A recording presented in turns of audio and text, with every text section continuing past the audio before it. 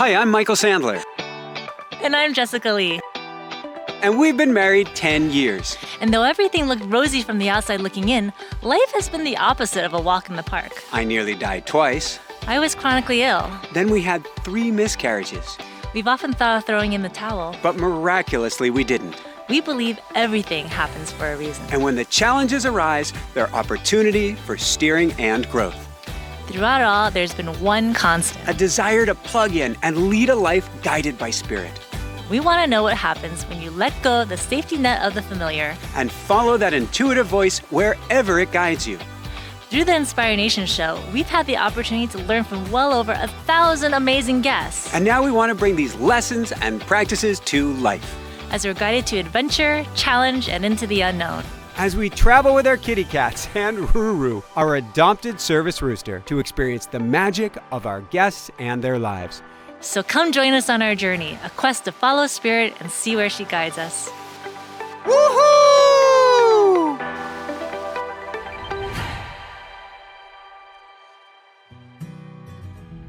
Hi, I just caught a chicken. They ask, why did the chicken cross the road? Well, the best answer is to catch the chicken and ask him.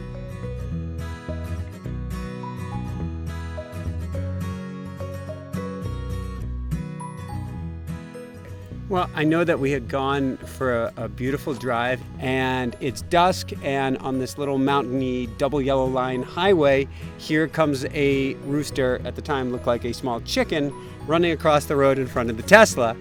And so we pulled off. Michael runs across the road. I'm standing on the side, keeping my eye out for traffic. And he starts talking to the rooster. I do. I start talking to him, and he's... I don't know that our home is chicken safe, but I want to take care of this chicken tonight. And so we have to figure out what in the world we're going to do. So, I don't know. It's okay. It's getting colder and colder and... windy and dark. And we're not dressed for the cold. And so out of desperation, I took off my t-shirt. And it took me 2 scoops, and I scooped him up. And he did... and then I got him again, and I think we got him home. We got him home, and then we're like, okay, now what? Okay, we'll figure it out. All right, we will. It's a miracle that he let me catch him on the side of the highway. It is Job. Absolute miracle that we could catch him. All right. All right. So I know I went to the local pet shop and I let them know that there was this bird that we had rescued. I went on to 2 different Facebook groups, and you had to get approved to let them know that you had found a lost animal, and I had let them know. And I know secretly Michael was thinking or hoping, nobody claims it. I wanted a bird for years. I just figured with a cat you can't have a bird. Yes, because we're thinking small bird. So we've been together 1 week this evening. Won't that be 1 week? Are you happy about that, Roo? I think so. I think so. That's one happy Roo. That's one happy Roo. In the back of my mind, I'm thinking, okay, we're going on this RV trip. So when we go on this RV trip, we've got to find somebody to look after him. Because nobody brings a rooster on an RV. We were stuck in a box. We were talking about life changes, but we didn't know how to get out of our box. And when he came along, he is an absolute angel and a gift and a blessing from heaven, because immediately he got us out of our box. Yeah. So he did that because we didn't have a pen at the time, and we didn't want to keep him in the garage. So we let him wander around the property, and he wouldn't go too far. But in order to feel safe about him wandering around the property, which was surrounded by BLM land, open space, and a lot of predators like eagles and hawks and coyote and mountain lions, we felt like we needed to be outdoors, keeping an eye on him. Yes. And so I'm coaching, watching Roo Roo. I'm doing interviews, watching Roo Roo. I'm doing everything, keeping an eye on Roo Roo. I got an idea. So, but it got us outside, and really and it helped us to start detaching from the house. And that was important because eventually we had to leave the house. So we just got a house set up for Roo Roo who has drooled significantly now, to be able to take a nap in. And we set up the house. We're very excited about it. And wait a second. Who is already in the house but Sir Meowsers? The house was on the market. And it was under contract the month before we left. And then that contract fell through. And once it fell through, it was house showing after house showing after house showing after house showing, like every other day. There was like multiple showings a day. 11 house showings in one 7-day period. Giving him a better view. All right. And you had to be out for the house showing for the realtor and people to go through the house. And you certainly couldn't be having a rooster running around. And we did learn during this time that Roo Roo likes to establish pecking order. So if people are walking around, he's going to try to draw them into his flock and chase them down, which wouldn't go over so well with the house showing, would it? So for each house showing, what did you do? So we packed him up into a small soft-sided dog kennel carrier and put him in the Tesla, and I would take him for a ride. Yep. There was really no question, was there, about whether we were bringing Roo Roo or not. I was actually between somebody, I was concerned as to what you would say. So I was hoping there'd be no question. Well, I think if I were on my own, traveling on my own, I probably would have found a Roo Roo sitter. Yes. But I knew that you were grown so attached to Roo Roo, like more attached to Roo Roo than the kitty cats, it seems. Yeah. So he's my little boy. He is, as much as he roosters up, when I hold him in my arms, he melts. He puts his comb against his chin, and then he goes in like this, and he just like melts into my arms. Yeah. So there was no way that I could possibly pull them apart. So walking around with Roo Roo is like the equivalent of walking around with a brand new little puppy or a little baby times it's like 100. carrying Elvis in your hands. A baby Elvis? No, just Elvis. Hi. Oh, look, class, it's a rooster. His name is Roo Roo. Roo Roo, that's cute. So cute. So we were at the Grand Canyon, and you were talking to some people about Roo Roo. Yep. And somebody in the distance is like, is that like an attraction? They actually asked if he is an attraction. Like, maybe Roo Roo comes here every day so that he can talk to tourists. And the number one question we get asked is, can we take our picture with him?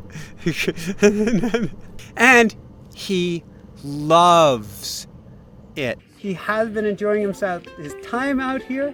He's happy he has wings, but he is deliberately staying away from the edge. He likes to be walked about an hour or two a day. I've got him in my arms, and walked means I'm carrying him like a baby. I've got the biceps now of a woman with a 2 or 3 month old. They're strong. And I'm carrying him actually into the ranger neighborhood, the residential neighborhood. And out come a couple rangers driving their car, and they stop, and I'm not where I'm supposed to belong, and I'm holding Roo Roo. And you know what they said? Is that a rooster? That's quite the rooster you've got there. And then they started to ask about him, and I said, look, I've read all the rules. I said, I think I'm allowed, correct me if I'm wrong, I think I'm allowed on the road and this paved bike path, but all animals are required to wear a leash, and he's really challenged about having, I said, it's probably because of his ancestors or his forefathers, he's really challenged about having anything around his neck. And they said, well, that's okay. Fast forward the next day. The RV needs to have the sewage, the black water, they call it, dumped. And the only place to dump for, 50 miles or so is in the RV section of the park, which is full. We'd been sleeping outside of the park at night. And so I walk over with Roo Roo in my arms, and I go up to the cabin or toll booth or whatever you call it where they allow in the RVs to ask, because it never hurts to ask. And it's one of the rangers who I had seen before. And he goes, "Well, you've got Roo Roo with you. Who am I to say no?" And that's what's been happening. We'll put him outside and we'll go, "We're worried, we don't want to make too much noise." And everybody will say, "Oh, I used to have chickens," or "I knew somebody who had chickens," or "I love his sound." And so we have this perspective of we'll get in trouble. But the flip side of the coin is everybody feels at home with him around. They love him. On cue. We paid him to do that. I think I spend a lot of my time afraid of what other people are going to think, or afraid of inconveniencing people or pissing people off. And what we've discovered with Roo Roo is that I have no clue what people are thinking. And I really should not assume anything about what somebody else is thinking. I should just ask. Mm-hmm. Where are we going? The Geyser Basin, Yellowstone. That's right. We're going to the Geyser Basin, aren't we? Mwah. My medicine, so there's several pieces, but my medicine is to slow down. And Roo Roo has demanded I flow by a different scale of time. And that I take care of Roo Roo. And that I go for walks with Roo Roo. It's as if I have a surrogate baby in Roo Roo. And he demands that. He needs his outside time. And if not, when I joke about teenage angst, I actually get nervous about it, because if he doesn't get his energy out, he's a rooster. And I don't think I want a rooster with pent-up energy, because that would not be pretty for anybody. And I don't think we'd actually be able to keep him. And so I have to take him on walks. I have to spend time with him. I have to do something that is not what I would normally plan. I go for runs. I don't go for walks. I'm not going to be... Whatever it is, I have to do things differently with him.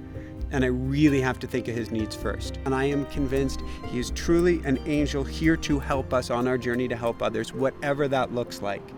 And he really raises the energy. So when he's around, when people gather around Roo Roo, everybody's smiling and laughing and taking photos, and it just lifts everybody up. More than the Grand Canyon itself. That's the wild thing. And he is forcing us to make different decisions. This is medicine for both of us. An RV is a very, I don't know if intense is the right experience. You've got 200 square feet, rolling square feet to live in. Every paperclip needs a home. We already don't know where every paperclip goes. So clutter comes out, clutter goes back. And then you bring a rooster on the RV, and it's like barfing mayhem everywhere. Where you stay is affected by, can we let Roo Roo outside? What we drive and what we're going to drive in the future, because now we're actually starting to steer the ship more towards maybe we will full time here, is directly dictated by having Roo Roo. What does that mean? Everything in life comes into your life for a reason. And it is very clear that he is directly steering the ship of where we go, where we live, what we do, what we drive. All of this has a Roo factor to it. In essence, he's ruining the day. To use a pun there, my apologies. Because Roo is amazing steering and guidance, so we have to embrace that discomfort and embrace kind of his chaotic, roostery energy. It seems like you have something to say. No. Well, I don't think he's chaotic. I was hoping you'd say that. What is it? Loud. Big. Big! I like that. He is traveling with carrying Elvis in your arms. He's big energy. Just like you. Thank you. I resemble that remark.